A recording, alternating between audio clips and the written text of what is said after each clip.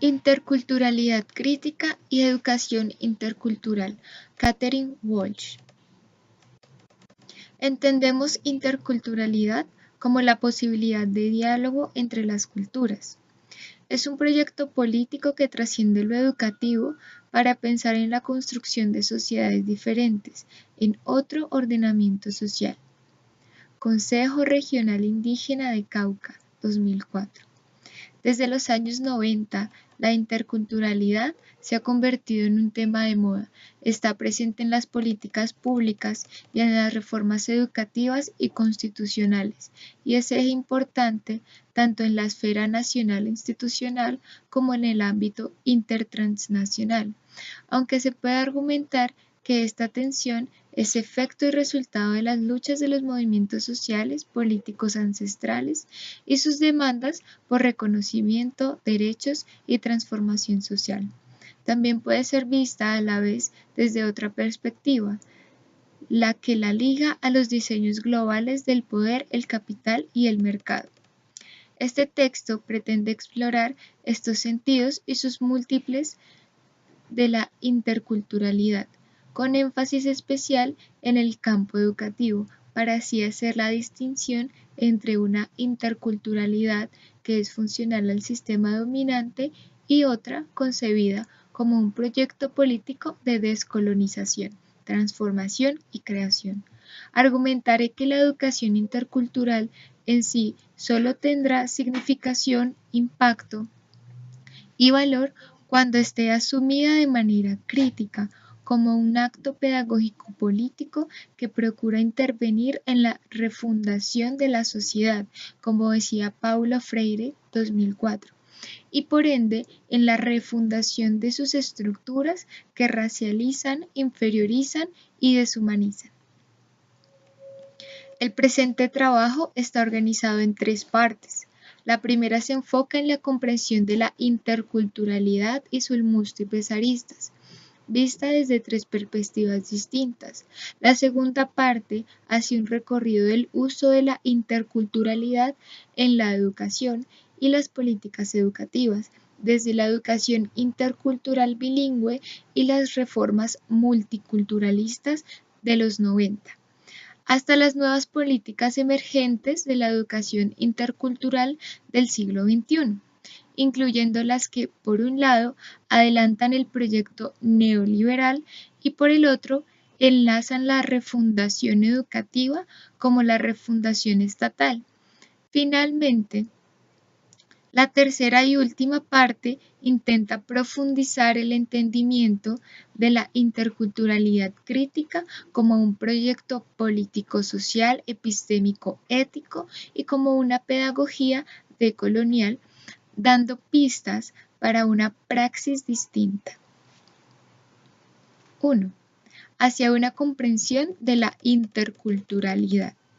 Desde los años 90 existe en América Latina una nueva atención a la diversidad étnico-cultural, una atención que parte de reconocimientos jurídicos y de una necesidad cada vez mayor de promover relaciones positivas entre distintos grupos culturales, de confrontar la discriminación, el racismo y la exclusión, de formar ciudadanos conscientes de las diferencias y capaces de trabajar conjuntamente en el desarrollo del país y en la construcción de una sociedad justa, equitativa, igualitaria y plural. La interculturalidad se inscribe en este esfuerzo. Pero, por ser este un término de moda usado en una variedad de contextos y con sus intereses sociopolíticos a veces muy opuestos, la comprensión de su concepto muchas veces queda amplia y difusa. A manera de síntesis, podemos explicar el uso y sentido contemporáneo y coyuntural de la interculturalidad desde 3 perspectivas distintas. La primera perspectiva es la que referimos como relacional, la que hace referencia de forma más básica y general al contacto e intercambio entre culturas, es decir, entre personas, prácticas, saberes, valores y tradiciones culturales distintas, la que podrían darse en condiciones de igualdad o desigualdad.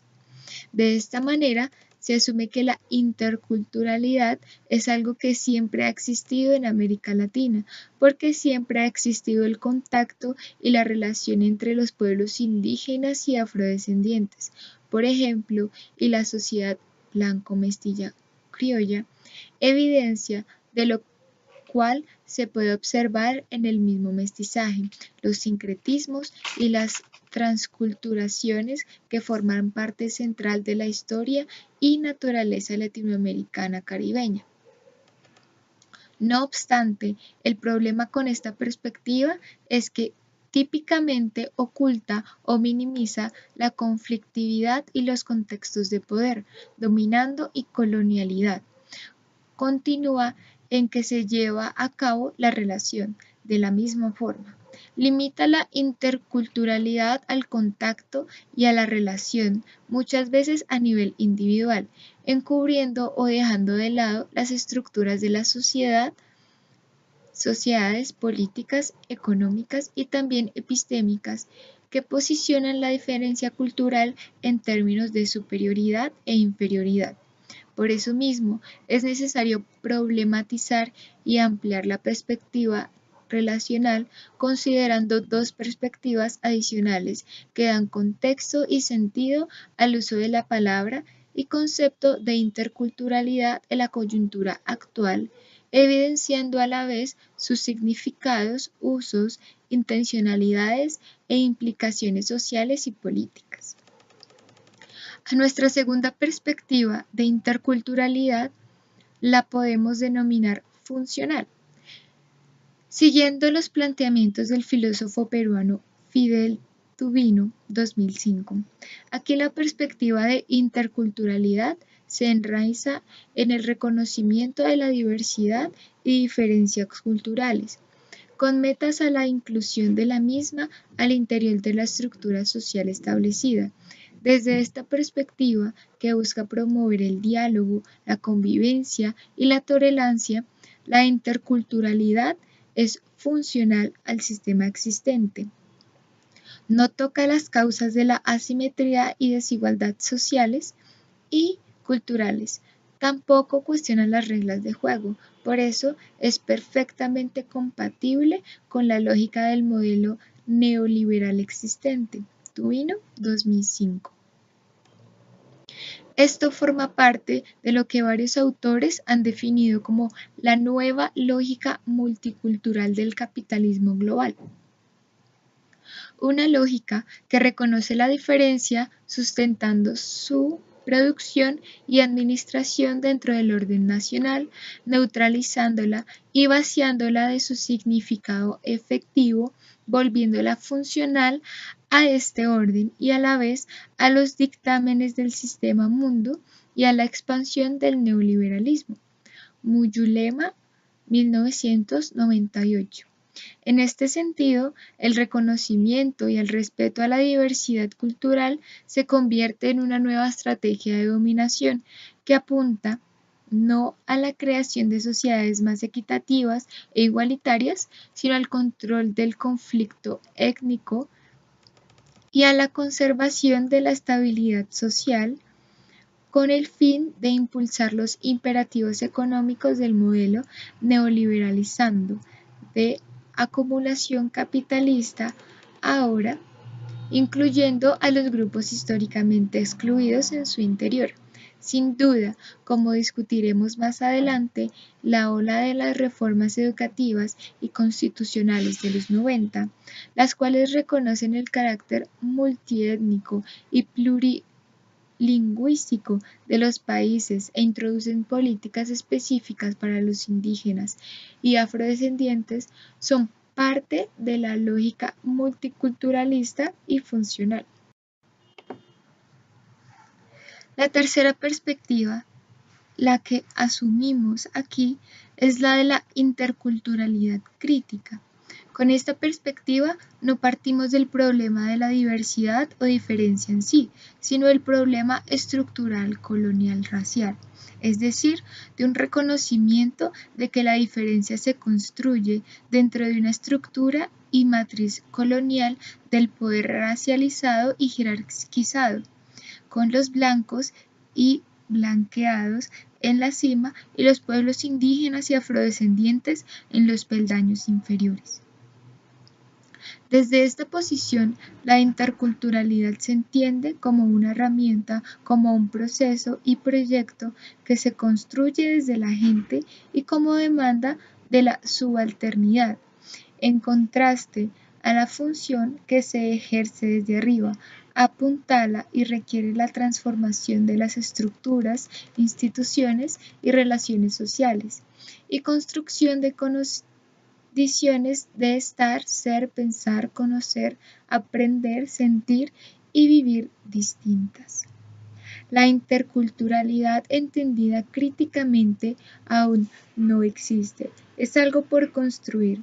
Por eso se entiende como una estrategia, acción y proceso permanentes de relación y negociación entre, en condiciones de respeto, legitimidad, simetría, equidad e igualdad, pero aún más importante es su entendimiento, construcción y posicionamiento como proyecto político, social, ético y epistémico de saberes y conocimientos, que afirma la necesidad de cambiar no solamente las relaciones, sino también las estructuras, condiciones y dispositivos de poder que mantienen la desigualdad, inferiorización, racialización y discriminación. Por tanto, su proyecto no es simplemente reconocer, tolerar o incorporar lo diferente dentro de la matriz y estructuras establecidas. Por el contrario, es implosionar desde la diferencia en las estructuras coloniales de poder como retro, propuesta, proceso, proyecto. Es reconceptualizar y refundar estructuras sociales, epistémicas y de existencias que ponen en escena y en relación equitativas lógicas, prácticas y modos culturales diversos de pensar, actuar y vivir. Por eso, el foco problemático de la interculturalidad no reside solamente en las poblaciones indígenas y afrodescendientes, sino en todos los sectores de la sociedad, con la inclusión de los blanco-mestizos occidentalizados. Rivera, 1999. Y es por eso mismo que la interculturalidad debe ser entendida como designio y propuesta de sociedad, como proyecto político y social, epistémico y ético, dirigido a la transformación estructural y sociohistórica, asentando en la construcción entre todos de una sociedad radicalmente distinta, una transformación y construcción que no quedan en un enunciado.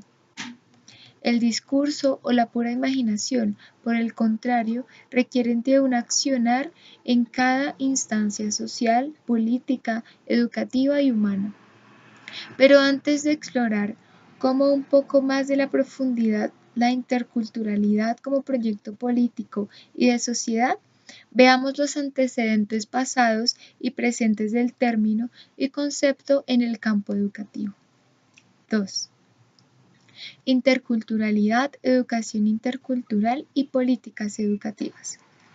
Desde sus comienzos, la interculturalidad ha significado una lucha en la que han estado en permanente disputa asuntos como identificación cultural, derecho y diferencia, autonomía y nación. No es extraño que uno de los espacios centrales de esta lucha sea la educación, como institución política, social y cultural, el espacio de construcción y reproducción de valores, actitudes e identidades y del poder histórico hegemónico del Estado. Por eso mismo, el planteamiento de que la interculturalidad sea eje y deber educativo es substancial. Sin embargo, la genealogía de su uso en el campo de la educación está marcada por una serie de motivos, tensiones y disputas. A continuación, exploramos su uso, desarrollo y significación en 3 momentos: la educación intercultural bilingüe, las reformas educativas de los 90 y las políticas educativas emergentes del siglo XXI. 2.1. La educación intercultural bilingüe. La interculturalidad empieza a entenderse en América Latina desde los años 80, en relación con las políticas educativas promovidas por los pueblos indígenas, las ONGs o el mismo Estado. Con la educación intercultural bilingüe. En la reunión regional de especialistas sobre la educación bilingüe, México 1982, se recalcó la necesidad de establecer políticas nacionales de plurilingüismo y multietnicidad, proponiendo, entre otras, la oficialización nacional o regional de las lenguas indígenas y políticas educativas globales. Se acordó recomendar el cambio de la denominada hasta ese entonces utilizada de educación bilingüe bicultural por la de educación intercultural bilingüe, reconociendo que una colectividad humana nunca llega a ser bicultural debido al carácter global e integrador de la cultura y a su carácter histórico y dinámico, siempre capaz de incluir nuevas formas y contenidos en la medida en que nuevas condiciones de vida y necesidades así lo requieren. Instituto Indigenista Americano, 1982. La adopción del término intercultural, utilizado primero en los países andinos, fue asumido no como deber de toda la sociedad, sino como reflejo de la condición cultural del mundo indígena, preparando al educando para actuar en un contexto pluricultural marcado por la discriminación de las etnias indígenas. Chody, 1990. Desde entonces, el término intercultural empezó a asumir en el campo educativo un doble sentido. Por un lado, un sentido político reivindicativo, por estar concebido desde la lucha indígena y con designios para enfrentar la exclusión e impulsar una educación lingüísticamente propia y culturalmente apropiada. Tal conceptualización partía del problema histórico perviviente de la matriz colonial y del poder y la exclusión, subalternización y exterminación, de identidad, lenguas, saberes, cosmovisión, lógicas y sistemas de vivir que han propagado. Y por ende, busca la inclusión de los diferentes bajo sus propios términos. Pero al mismo tiempo, lo intercultural fue asumiendo un sentido socioestatal de burocratización, al legalizar el EIB como derecho étnico y colectivo, educación intercultural bilingüe, y como programa educativo para indígenas, algo que sucedió en la mayoría de los países latinoamericanos con poblaciones indígenas en los años 80 y 90, respaldado por la firma del Convenio 169 de la OIT. Lo intercultural llegó a ser parte del aparato de control y de la política educativa estatal. Para muchos organizadores y comunidades indígenas, esta oficialización ha representado un cuchillo de doble filo. Por un lado, el reconocimiento merecido y por otro, el debilitamiento de lo propio, con su sentido comunitario, sociopolítico y ancestral, y la instalación de mecanismos de regulación. En este sentido, es importante recordar que la gestión comunitaria no es el único antecedente de la educación intercultural bilingüe. También responde a una fuerte influencia de ONGs, especialmente la alemana GTZ, y iglesias, en particular el Instituto Bilingüe de Verano y otros organismos nacionales e internacionales, Banco Mundial, AID, UNICEF, etc.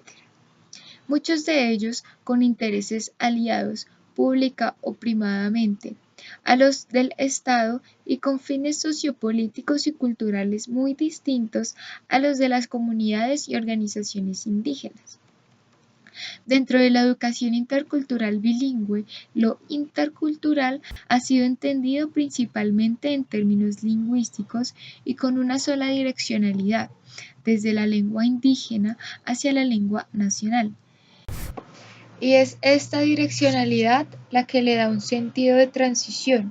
Lo intercultural es entendido como el relacionamiento que los alumnos indígenas deben tener con la sociedad dominante y no viceversa. Este concepto, práctica y manera de nombrar la educación intercultural bilingüe está prácticamente generalizado. El caso distinto es Colombia, donde bajo la normativa de etnoeducación, primero indígena y luego extendida a los pueblos afrocolombianos, entendida como educación para grupos étnicos, la que se ofrece a grupos o comunidades que integran la nacionalidad y que poseen una cultura, lengua, tradiciones y unos fueros propios y autónomos, se hace básicamente lo mismo. En ambos casos, la educación intercultural bilingüe y la etnoeducación, desde su oficialización, pretende responder al problema étnico y de desunificación y desigualdad ante la ley. Forman parte de la democratización, modernización y desarrollo de los estados latinoamericanos dentro de una política emergente de coexistencia, inclusión y gestión de la diversidad. 2.2. Las reformas de los años 90.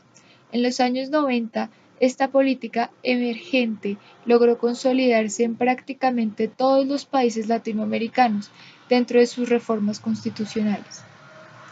Con el reconocimiento del carácter multiétnico y pluricultural de la población y de la existencia de identidades etnoculturales, y al otorgar su protección e igualdad ante la ley, se inició una nueva fase político-social, conocida como constitucionalismo multicultural o multiculturalismo constitucionalista.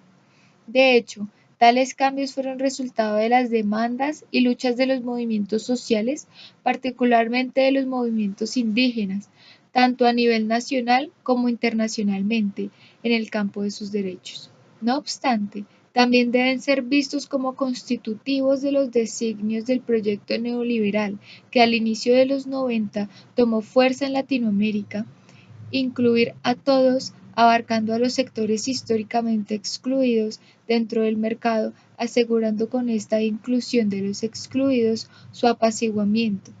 Ha sido una estrategia clave de su proyecto. Las reformas educativas de los 90 fueron parte de esta nueva onda multiculturalista de corte neoliberal, mientras su impulso venía de demandas sociales para una educación distinta que pudiera elevar la calidad educativa y responder, entre otras cosas, a lo étnico y diverso desde el ámbito nacional. Estas reformas, tanto en su práctica como en su conceptualización, se esforzaron más por adecuar la educación a las existencias y exigencias de la modernización y el desarrollo que por interculturalizar el sistema educativo. Y aunque la interculturalidad aparece como eje transversal o marco para introducir la diversidad y el reconocimiento del otro, estas reformas, su intencionalidad no ha sido refundar o repensar los sistemas educativos, sino añadir y acomodar un discurso de la diversidad e interculturalidad, entendida como convivencia, tolerancia, respeto y reconocimiento de la diferencia cultural sin mayor cambio. Este problema se puede observar, entre otros ámbitos, en la producción de textos escolares, la formación de maestros y los currículos usados en las escuelas, bajo el pretexto de la interculturalidad.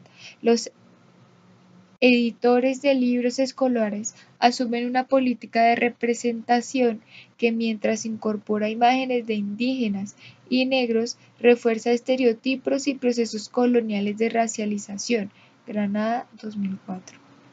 En la formación docente, la discusión sobre interculturalidad se encuentra en general limitada al tratamiento antropológico de la tradición folclórica.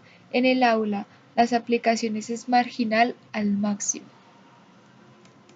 2.3. Las emergentes políticas educativas del siglo XXI. Dentro de las emergentes políticas educativas del siglo XXI, podemos atestiguar dos ejes de cambio distintos. El primero se encuentra en los vínculos crecientes entre educación y desarrollo humano integral, reflejo, según mi forma de verlo, de un interculturalismo funcional ya madurado. Con base en los trabajos de Max Neff y Amartya Sen, entre otros, y adoptado por la ONU, la UNESCO y la mayoría de los ministerios de educación y de cultura latinoamericanos, el desarrollo humano integral responde a la necesidad de un desarrollo más humano en contextos de crisis, en el cual cada individuo contribuye al desarrollo social del Estado, la nación y la sociedad. Su meta principal es mejorar la calidad de vida y el nivel de bienestar del ser humano a escala individual y social, potenciando la equidad, el protagonismo, la democracia, la protección de los recursos naturales y el respeto a la diversidad étnico-cultural. Aquí, el bienestar es entendido según dos categorías: la ontológica, ser, tener, hacer, estar, y la axiológica, subsistencia, protección, afecto, entendimiento, ocio, participación y creación. Llegar a este bienestar depende de los individuos, no de la sociedad en sí, ni tampoco de un cambio de la estructuración social. Depende de la manera en que las personas toman control de sus vidas. Por ende, su idea central es que cada individuo contribuye al desarrollo de la sociedad y que los individuos pueden llegar a superar el problema del desarrollo limitado. Es desde esta perspectiva que se argumenta por la necesidad de la inclusión de individuos de los grupos históricamente excluidos como mecanismo para adelantar la cohesión social. Tal perspectiva se evidencia en los recientes cambios de la política de la UNESCO, ahora dirigida a gestionar la diversidad para que no sea fuente de amenaza e inseguridad. También forma parte de las nuevas políticas e iniciativas del PNUD, del BID y Eurosocial. Este último representa una alianza entre la Comisión Europea y el BID, el PNUD y la CEPAL, con el apoyo del BM y el FMI.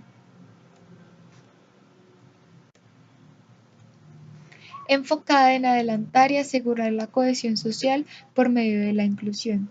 Mientras tales esfuerzos pretenden promover la interculturalidad, su preocupación es la radicalización de imaginarios étnicos y la necesidad social y política y económica de asentar un nuevo sentido común, compatible con el mercado. La intercultural aquí es funcional no solo al sistema, sino también al bienestar individual, al sentido de pertenencia de los individuos o a un proyecto común y a la modernización, globalización y competitividad de nuestra cultura occidental, ya asumida como cultura propia latinoamericana.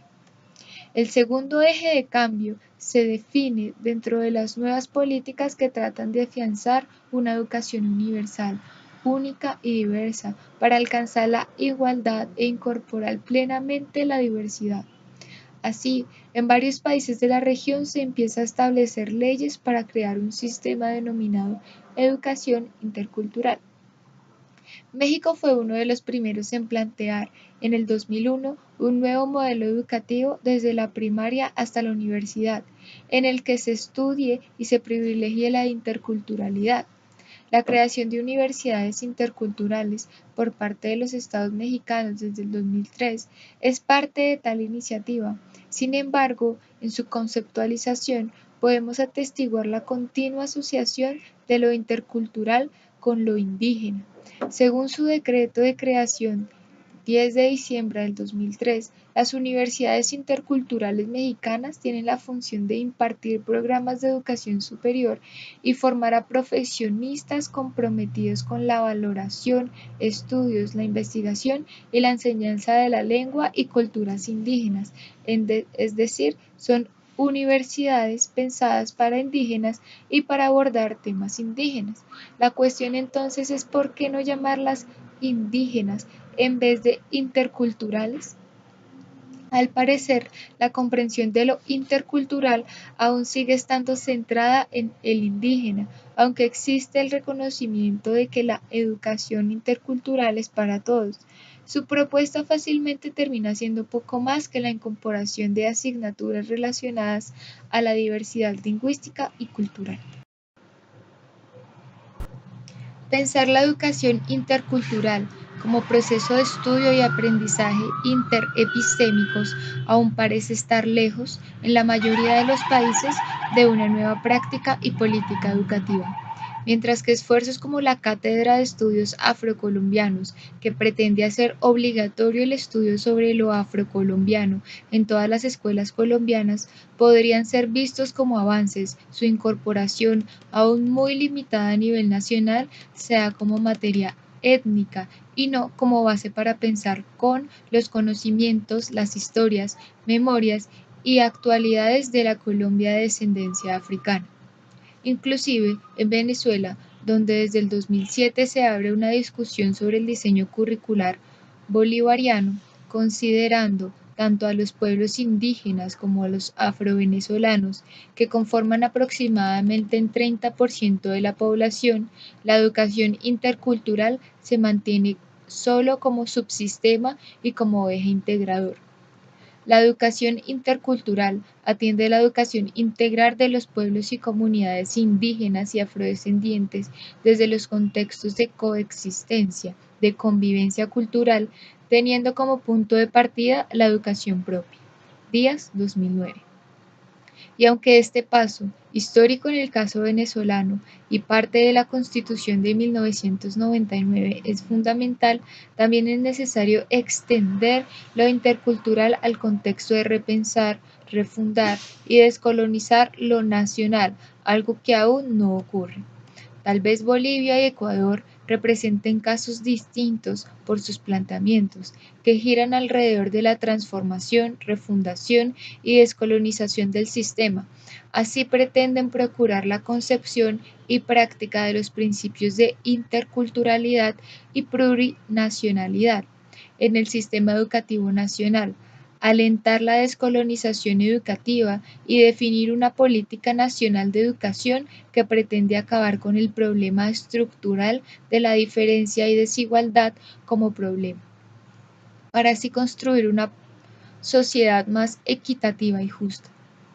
Dentro de tal esfuerzo, se entiende la transformación educativa y la transformación estatal como procesos de refundación, clara y necesariamente independientes. En estos términos, Bolivia declara en su nueva Constitución del 2009 el carácter intracultural, intercultural y plurilingüe en todo el sistema educativo. Artículo 78. Su fundamentación abierta, humanista, científica, técnica y tecnológica, productiva, territorial, teórica y práctica, liberadora y revolucionaria, crítica y solidaria. Artículo 78. Y su contribución al fortalecimiento de la unidad e identidad de todas y todos como parte del Estado plurinacional, así como la identidad y desarrollo cultural de los miembros de cada nación o pueblo indígena originario campesino y el entendimiento y enriquecimiento intercultural dentro del Estado. Artículo 80. El proyecto de ley de educación Avelino Ciñani y Elizardo Pérez sienta las bases y pautas para esta descolonización y refundación educativa. De forma similar, la nueva Constitución de Ecuador, aprobada en referéndum popular en septiembre del 2008, identifica la nueva educación como participativa, obligatoria, intercultural, democrática, incluyente y diversa, de calidad y calidez, y que impulsará la equidad de género, la justicia, la solidaridad y en sentido crítico. Artículo 27. Y aunque no tiene la profundidad de cambio que tiene la boliviana, pretende construir. El Sistema Nacional de Educación tendrá como finalidad el desarrollo de capacidades y potencialidades individuales y colectivas que posibiliten el aprendizaje y la generación y utilización de conocimientos, técnicas, saberes, artes y cultura, que integrará una visión intercultural acorde de la diversidad geográfica, cultural y lingüística del país y el respeto de los derechos de las comunidades, pueblos y nacionalidades. Artículo 343. Pero tal vez el mejor ejemplo de su esfuerzo de interculturalizar tiene relación con los saberes y conocimientos, al reconocer que la ciencia y el conocimiento no son singulares y únicos, e identificar los conocimientos ancestrales como conocimientos científicos y tecnológicos relevantes y necesarios para todos, la Constitución ecuatoriana extiende la interculturalidad al campo epistémico. Además, realiza un cambio de lógica que supera el monismo de la definición de ciencia y conocimiento, relacionando los conocimientos con la vida misma, no con el bienestar individual, sino con el buen vivir. Será responsabilidad del Estado potenciar los saberes ancestrales para así contribuir a la realización del buen vivir. Al Sumac Cauxay. Artículo 387. Sin idealizar los procesos emergentes en Bolivia y Ecuador, procesos que, de hecho, tienen sus problemas y contradicciones, vale la pena destacar la diferencia que marcan con las reformas anteriores de ambos países y con las políticas educativas vigentes en la región y las posibilidades que ofrecen para adelantar propuestas, procesos y proyectos de interculturalidad crítica, una interculturalidad crítica con un afán decolonial. Tercero, interculturalidad crítica y praxis decolonial. Como hemos venido argumentando, el enfoque y la práctica que se desprenden la interculturalidad crítica no son funcionales al modelo societal vigente, sino cuestionadores serios de él, mientras que la interculturalidad funcional asume la diversidad cultural como eje central, apuntalando su reconocimiento e inclusión dentro de la sociedad y el Estado nacional, uninacional por práctica en concepción, y dejando fuera los dispositivos y patrones del poder institucional estructural, las que mantienen la desigualdad. La interculturalidad crítica parte del problema del poder, su patrón de racialización y la diferencia que ha sido construida en función de ello. Lo interculturalismo funcional responde a y parte de los intereses y necesidades de las instituciones sociales dominantes. La interculturalidad crítica, en cambio, es una construcción de y desde la gente que ha sufrido un histórico sometimiento y subalternización. Esta construcción desde abajo se evidencia de una manera particular en el contexto ecuatoriano, donde la interculturalidad es concepto, apuesta y proyecto acuñado y significado por el movimiento indígena y principio ideológico de su proyecto político que, desde los 90, ha venido punteando la transformación radical de las estructuras, instituciones y relaciones existentes. El hecho de que su sentido provenga de este movimiento, pensando no solo para él, sino para el conjunto de la sociedad, es significativo, tanto por la diferencia que marca con el proyecto hegemónico dominante y su idea de que los indígenas solo se preocupan por sí mismos, como por la propuesta y proyectos distintos que sugieren.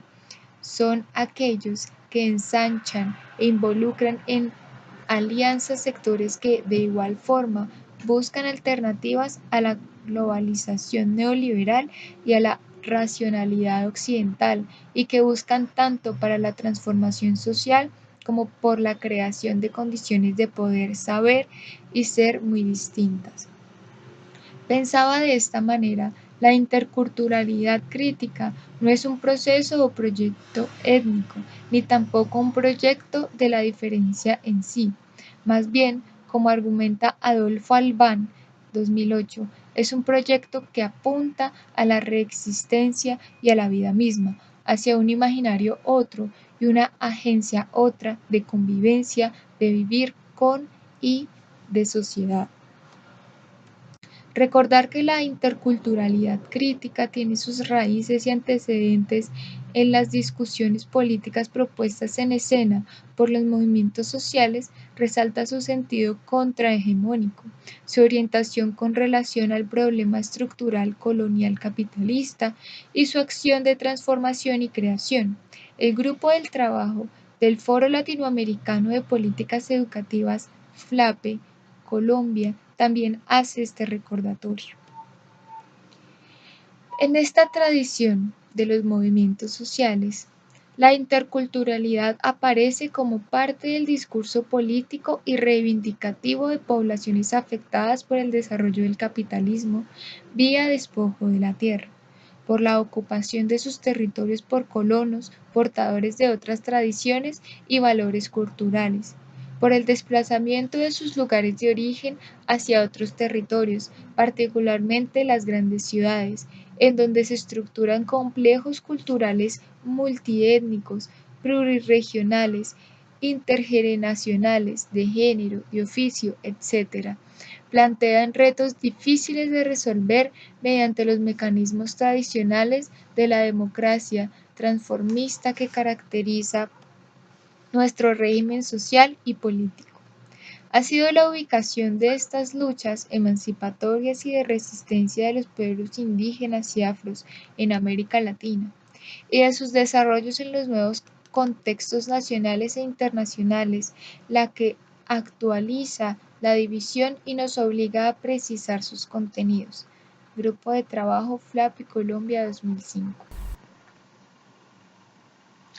Al partir del problema estructural colonial racial y dirigirse hacia la transformación de las estructuras, instituciones y relaciones sociales y la construcción de condiciones radicalmente distintas, la interculturalidad crítica como práctica política dibuja un camino muy distinto que no se limita a las esferas políticas, sociales y culturales, sino que también se cruzan con las del saber, el ser y la vida misma. Es decir, se preocupa también con la exclusión, negación y subalternización ontológica y epistémico-cognitiva de los grupos y sujetos racializados por las prácticas de deshumanización y subordinación de conocimientos que privilegian a unos sobre otros, naturalizando la diferencia y ocultando las desigualdades que se estructuran y mantienen en su interior.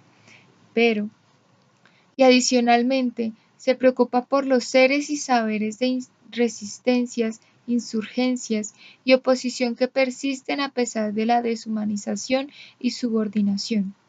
Por ende, su proyecto es necesariamente decolonial. Pretende visibilizar y enfrentar la matriz colonial del poder, la que Quijano ha nombrado colonialidad del poder, la transvasón histórica entre la idea de raza como instrumento de clasificación y control social y el desarrollo del capitalismo mundial, moderno, colonial, eurocentrado, que se inició como parte constitutiva de la Constitución Histórica de América, como explica Quijano, las nuevas identidades históricas producidas sobre la base de la idea de raza fueron asociadas a la naturaleza de los roles y lugares de la nueva estructura global de control del trabajo. 2000. Esta colonialidad del poder, que aún perdura, estableció y fijó una jerarquía racializada, blancos europeos, mestizos, y borrando sus diferencias históricas, culturales y lingüísticas, indios y negros, como identidades comunes y negativas. La supuesta superioridad natural se expresó, como dice Quijano, en una operación mental de fundamental importancia para todos, el patrón del poder mundial, sobre todo respecto de las relaciones intersubjetivas, así Las categorías binarias Oriente-Occidente, primitivo-civilizado, irracional-racional, mágico, mítico, científico y tradicional moderno justifican la superioridad e inferioridad, razón y no razón, humanización y deshumanización, colonialidad del ser, y supone el eurocentrismo como perspectiva hegemónica de conocimiento, colonialidad del ser, Quijano 2000. Esta es la operación que la pone en duda. Como sugiere ese ser, el valor humano de estos seres, personas que por su color y sus raíces ancestrales quedan claramente marcados. Ceser 2006. Esto es a lo que Maldonado Torres se refiere como la deshumanización racial en la modernidad. La falta de humanidad en los sujetos colonizados, que los distancian de la modernidad, de la razón y de las facultades cognitivas. Maldonado Torres 2007. Como bien dice Bautista, el mito racista que inaugura la modernidad, mito que anuló su pretensión de razón crítica, nunca le permitió un verdadero diálogo con el resto del mundo, sino el monólogo de la razón moderno-occidental consigo mismo. 2009. Pero también hay una dimensión más de la colonialidad, poco considerada y que se enlaza con las otras tres. Es la colonialidad cosmológica y de la madre naturaleza, la que tiene que ver con la fuerza vital mágico-espiritual de la existencia de las comunidades afrodescendientes y originarias indígenas, aún presente en muchas sociedades andinas, mesoamericanas y caribeñas, cada una con sus particularidades históricas. Es la que se fija en la distinción binaria cartesiana entre hombre-naturaleza, categorizando como no modernas, primitivas y paganas las relaciones espirituales y sagradas que conectan los mundos de arriba y abajo con la tierra y con los ancestros y orichas como seres vivos. Así pretende socavar las cosmovisiones, filosofías, religiosidades, principios y sistemas de vida, es decir, la continuidad civilizatoria que no se sustenta simplemente en lo occidental. Es esta dimensión la que permite profundizar el problema existencial ontológico, particularmente de los descendientes africanos, un problema enraizado no solo en la deshumanización del ser, sino también en la negación y destrucción de su colectividad diaspórico-civilizatoria y la filosofía que les es propia, como razón y práctica de la existencia. Esta matriz cuatridimensionada de la colonialidad evidencia que la diferencia construida e impuesta desde la colonia hasta los momentos actuales no es una diferencia simplemente asentada sobre la cultura y tampoco es reflejo de una dominación enraizada solo en cuestiones de clase, como lo ha venido argumentando gran parte de la intelectualidad latinoamericana.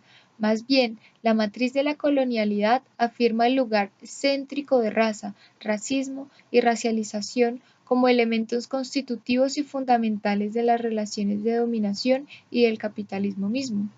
Es en este sentido que hablamos de la diferencia colonial, sobre la cual está asentada la modernidad y la articulación y crecimiento del capitalismo global. Desde esta perspectiva, la interculturalidad crítica se entiende como proceso, proyecto y estrategia que intenta construir relaciones de saber, ser, poder y de la vida misma, radicalmente distintas. Esto sería utilizando las categorías de Boaventura de Sousa Santos, un proyecto que provoca cuestionar las ausencias de saberes, tiempos, diferencias, etc., y pensar y trabajar desde las emergencias que se revelan a través de la aplicación simbólica de pistas o señales, de la experiencia misma, particularmente de los movimientos sociales. 2005. Entender la interculturalidad como proceso y proyecto dirigido hacia la construcción de modos otros del poder, saber, ser y vivir permite ir mucho más allá de los supuestos y manifestaciones actuales de la educación intercultural. La educación intercultural bilingüe o inclusive la filosofía intercultural es argumentar no por la simple relación entre grupos, prácticas o pensamientos culturales, por la incorporación de los tradicionalmente excluidos dentro de las estructuras educativas, disciplinares o de pensamientos existentes, o solamente por la creación de programas especiales que permitan que la educación normal y universal siga perpetuando prácticas y pensamientos racializados y excluyentes. Es enseñar la necesidad de visibilizar, enfrentar y transformar las estructuras e instituciones que difícilmente y diferencialmente posicionan grupos, prácticas y pensamientos dentro de un orden y lógica que, a la vez y todavía, es racial, moderno occidental y colonial. Un orden en el que todos hemos sido, de una forma u otra, partícipes. Asumir esta tarea implica un trabajo de orientación decolonial dirigido a quitar las cadenas que aún están en las mentes, como decía el intelectual afrocolombiano Manuel Zapata Olivella, desesclavizar las mentes, como decía Malcolm X, y desaparecer lo entendido para volver a aprender, como argumenta el abuelo del movimiento afroecuatoriano Juan García. Un trabajo que procura desafiar y derribar las estructuras sociales, políticas y epistémicas de la colonialidad y alentar nuevos procesos, prácticas y estrategias de intervención para críticamente leer el mundo, como decía Freire, y para comprender, reaprender y actuar en el presente. Por eso, la interculturalidad crítica debe ser entendida como una herramienta pedagógica, la que pone en cuestionamiento continuo la racialización, subalternización e inferiorización y sus patrones de poder. Visibiliza maneras distintas de ver, vivir y saber, y busca el desarrollo y creación de comprensiones y condiciones que no solo se articulan y hacen dialogar las diferencias en un marco de legitimidad, dignidad, igualdad, equidad y respeto, sino que también y a la vez alimentan la creación de modos otros, de pensar, ser, estar, aprender, enseñar, soñar y vivir que cruzan fronteras. La interculturalidad crítica y la decolonialidad, en este sentido, son procesos y luchas políticas sociales, epistémicas y éticas que se entretejen conceptual y pedagógicamente, alentando una fuerza, iniciativa y agencia ético-moral que se hacen cuestionar, trastornar, sacudir, rearmar y construir. Esta fuerza, iniciativa, agencia y sus prácticas sientan las bases de lo que yo llamo pedagogía decolonial. De hecho, estas perspectivas se alían con las que la llamada pedagogía crítica, iniciada por Paulo Freire en los 60 y retomada por muchos educadores y activistas intelectuales a lo largo del mundo hasta los 90, cuando empezó su declive. Esto coincide con el auge del proyecto neoliberal, la casi desaparición de una agencia y proyecto de la izquierda y el conservadurismo creciente de las universidades, incluyendo de las ciencias sociales y humanas, como de la institución de la educación en su totalidad, pero no se quedan simplemente en este legado, se interesan más bien por entender, ampliar y profundizarlo desde una postura decolonial.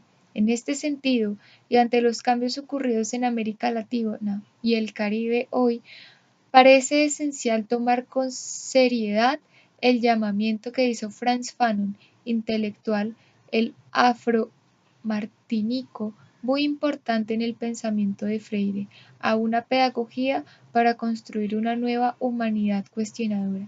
Fanon, 1968.